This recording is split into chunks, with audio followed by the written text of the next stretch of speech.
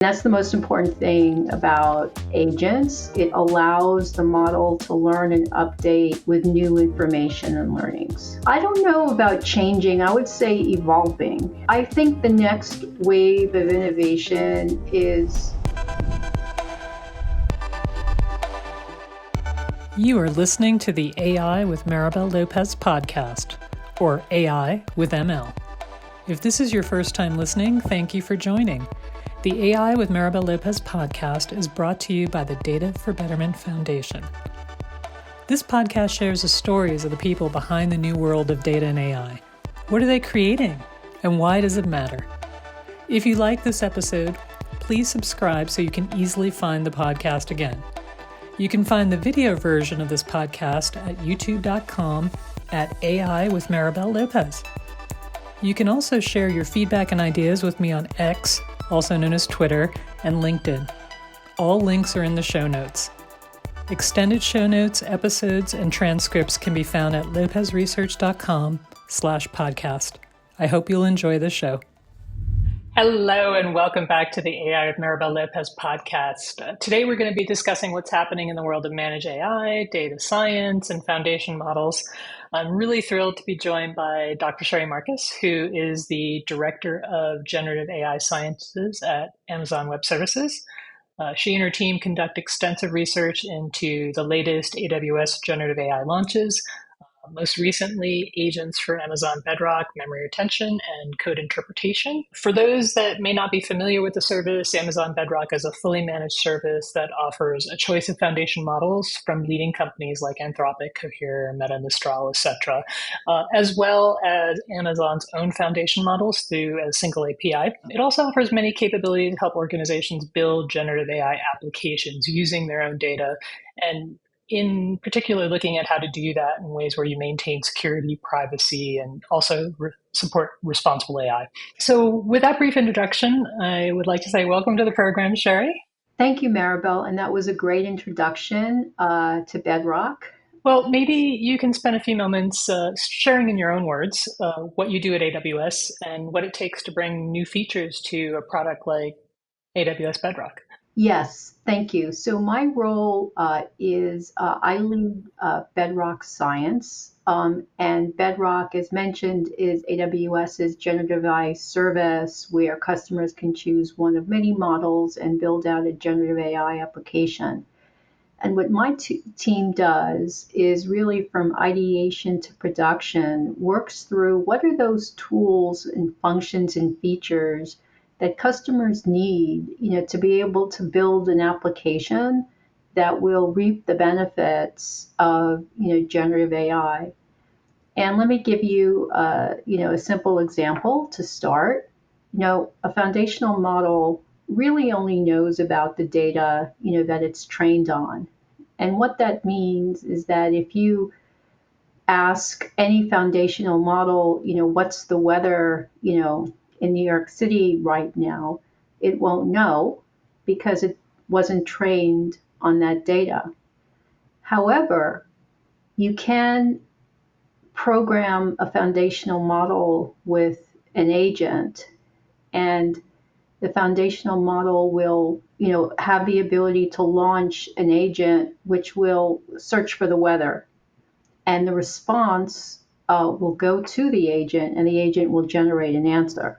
And based on this kind of behavior, this was a simple example, but if you're doing complex financial analysis and the agent responds, with an incorrect, computation, the model responds with an incorrect, computation, then you can use an agent, to perhaps search what the right computation is or work through with the model what the right computation is, and the model will learn and update. And that's the most important thing about agents, is that it allows the model to learn and update with new information and learnings.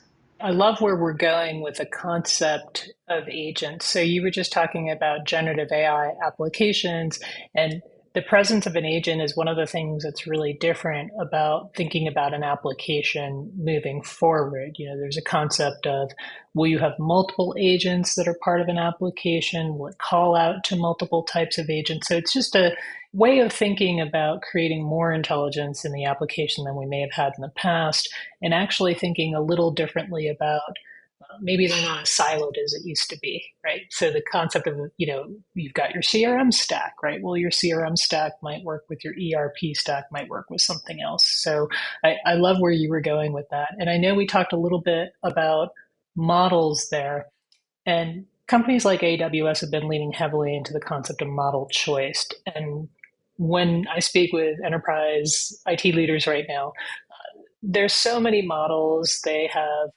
so many things to work through. And we were just talking about building new applications.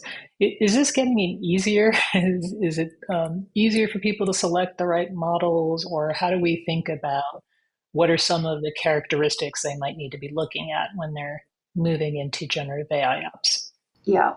Last year, maybe in 2023, you would hear customers say, I want to use this model or I want to use that model. In 2024, we're hearing very different things. Customers are saying, I have this use case, customer service. All right. What's the cheapest model that I can use, that meets my performance criteria? So, the latency, the response has to be so many milliseconds with an accuracy of X, right? And once it meets those specs, they're pretty much, it doesn't matter, because customers are now using multiple models, within an application or between applications. But it's very, very use case driven. And I spent over 10 years in finance. I speak a lot with my former colleagues in hedge funds and banking. And they're, saying the same things to me, that workloads are, distributed across different models depending on what the use cases are looking like. That makes a lot of sense. So we've gone from the concept of I'm going to use one model to I'm going to use multiple models and try to navigate that whole landscape. One of the things that we've also been discussing with organizations is, okay, we've got foundation models, but organizations are looking for ways to make these more relevant by using corporate data. What's changing that's making this, easier or more relevant for organizations? I don't know about changing. I would say evolving.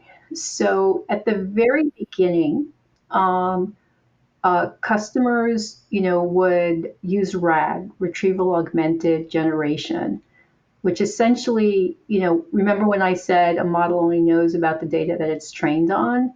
So this was a way for the model to access customer information, corporate information, to be able to answer questions or do specific tasks that associated with an application.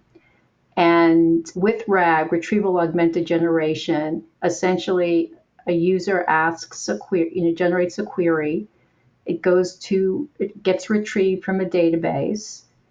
Then it gets augmented, which means that uh, it is added to the foundational model, which in turn takes the retrieved information and what the LLM knows and creates a new generated response. Now, the way customers would try to get better answers, okay, from their data using RAG is through prompt engineering. They would try to ask a lot of questions to get the model to remember. This was only moderately successful for a lot of reasons. And that's probably another podcast. But what we ended up moving into was fine tuning, of models. So this is where you have just some labeled data, which could be, for customer service, the question could be, what's your name? And then you're always supposed to have a specific response for a specific type of customer question, right? And you train the model to be able to respond. So a good example is airline policies. So customer will ask, can I bring my dog on the flight? And the response is what the response is. So then the model is fine tuned on that, and the results, the accuracy results tend to become, much, much better. And that's another example of model customization. Um, Prompt engineering, was one as well. And we're moving directionally into a lot of new technology with RAG, in addition to fine tuning, where there's this concept of RAG 2.0, where you're fine tuning your retriever and you're fine tuning your LLM to get really, really good answers specific to the customer data versus just the vanilla models that you would get. That's future, but customers, we're seeing more of an adoption on fine tuning and an understanding, that these models have to be trained or fine tuned with data.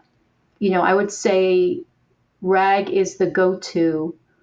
Fine tuning is when customers, say, I want to just really increase the accuracy of my, model and get it just right. That makes a lot of sense. I think one of the things that organizations have been working through is how many things they have to do to get to a point where they do have accurate, relevant data. I know one of the things that many organizations are struggling with is, do they have the right data themselves to even put in the models? And I know there's been some discussion happening in the market around synthetic data. And I'm wondering if you're seeing that, if that's an emerging trend, and what might be the impact on the generative AI landscape. It is. So with the rise of these, near trillion, parameter foundation model or emerging, the data providers and on the internet have gotten more smart about it. They put paywalls on it, copyright protection. And so it is no longer as easy to train, your models from the plethora of data out in the internet.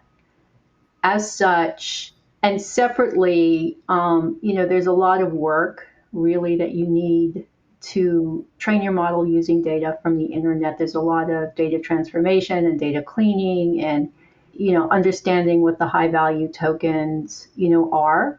So separately, it's possible just to use synthetic data generation. And so you can take maybe 10 or 20 different examples, like that airline example. I said, and say, well, can I bring a cat on my airplane? Can I bring a kangaroo on the airplane? Or you know, there's actually a real question, um, a funny question about a funny animal someone asked if they could bring on, and the answer was no. But you can make these, you can augment the data in all of these ways, and you're still training the model. Because if the requirement is that the pet has to weigh, 10 pounds, right? And you can kind of figure it out, what the, maybe you can bring a gerbil on a plane. I don't know, if it's less than, a certain weight. But that's what I mean by data augmentation. So you don't need to go out and hire, professional annotators who will hand type these questions and answers for you. You can just, synthetically generate that. Now we do this within our team, and do a lot of synthetic data generation for just testing on different models, making sure they're accurate. And I think this is becoming more of a standard, as we move forward. There's so much going on in the space, and your story actually reminded me of the San Francisco Muni.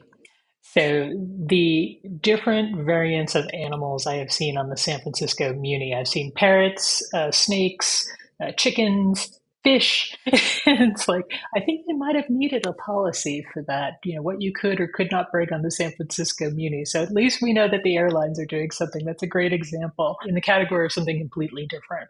One of the other things organizations are struggling with is AI ethics, responsible AI. What kind of work is your team focusing on as it relates to enterprises delivering responsible and secure AI?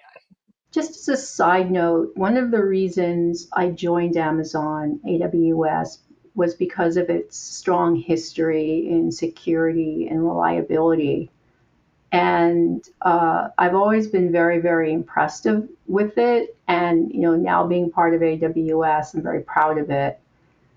We think about security and generative AI, ethics from ideation, to production. And we offer it in several ways. One is through this notion of guardrails. So AWS guardrails offers something first called PII protection. So if you are entering someone's personal name, Sherry Marcus, it will not allow you, it will block that. So personal names, PII information, you won't be able to utilize, it through the guardrails system.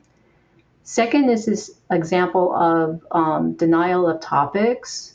So in business, again, if you're an airline and you're paying for inference, you don't want, arbitrary customers asking about history or literature, to the foundational model, right, that is trying to get that person rebooked. So airlines or all companies will just restrict topics for generative AI only to the specific business topic that they want their customer to use. In this case, it's travel, it's getting rebooked on whatever, flight that they're looking for. So that's what we offer is, just to be able to deny topics or speak only on the topics that are relevant to your business. The third is content filtering, and it's more than what you think. It's not just taking out maybe offensive language. It's things like bias, and ensuring that information is appropriately neutral, and appropriate. It's also security and safety questions. So safety means we don't allow questions that can potentially harm a person, or harm others. And in terms of safety, we also actively will detect various types of universal attacks, okay, against the model.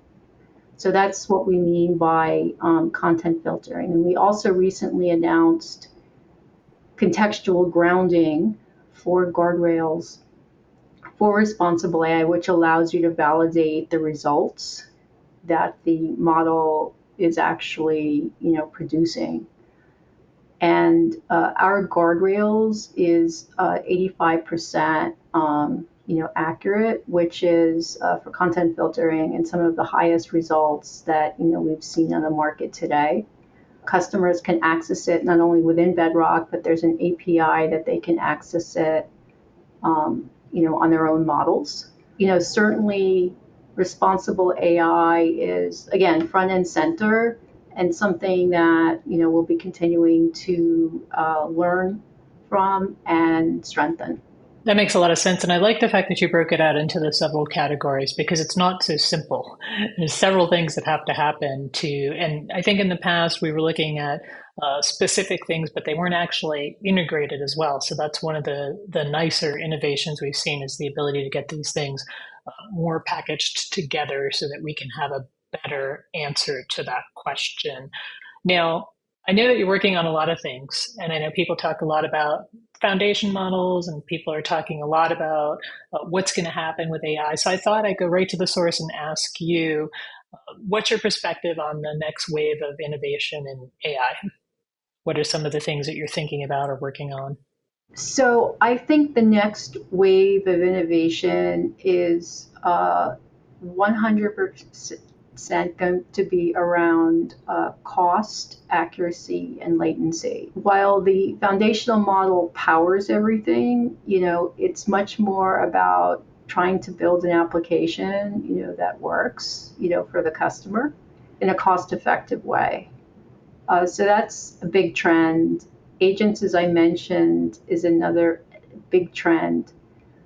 And on the cost, elements, you're going to see a lot of different, like new research, new development coming out in building out smaller models, whether that is, in fine tuning.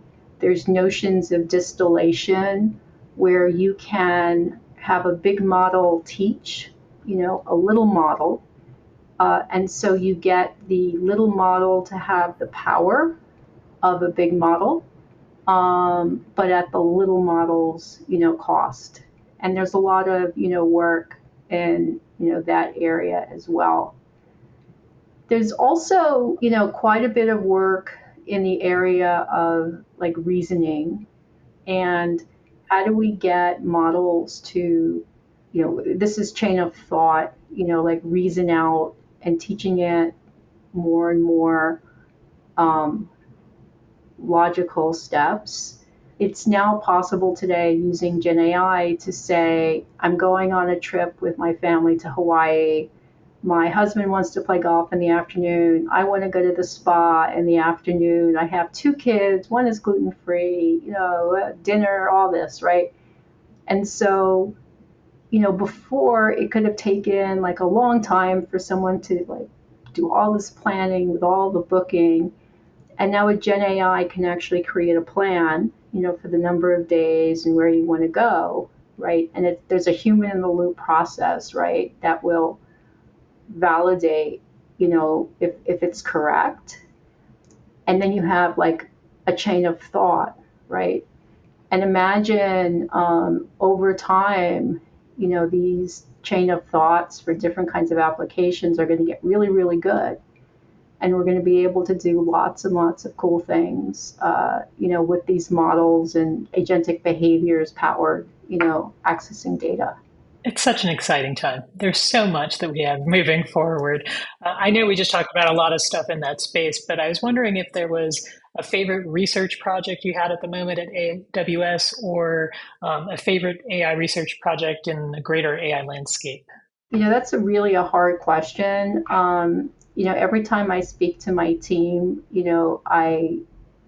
I'm always excited, but if I had to pick one, I would say it's agents, just because of its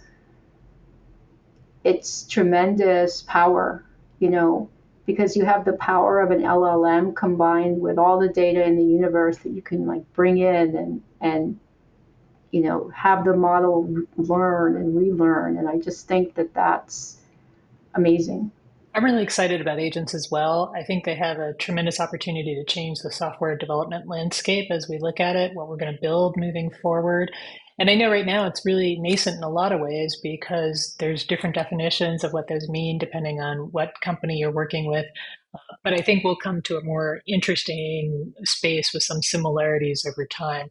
So to close out the podcast, I was wondering if there's a book, podcast, or an activity that you'd like to recommend to the audience. It doesn't have to be tech related. If it's tech related, that's great too. When people ask me about like how can I learn about Gen AI and how does it work, I like to recommend a simple primer by Stephen Wolfram. It's called What is ChatGPT Doing and Why Does It Work? You can get it on Kindle, for maybe $10. And, I just think it's a great book for people to get into it, but like without the hype. It really kind of just explains how it works.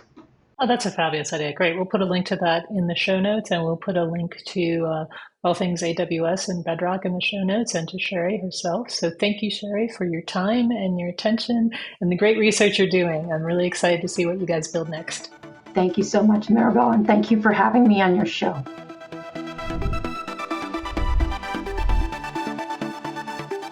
Thank you for listening. Additional content can be found at lopezresearch.com/podcasts. Until next time, wishing you all the best.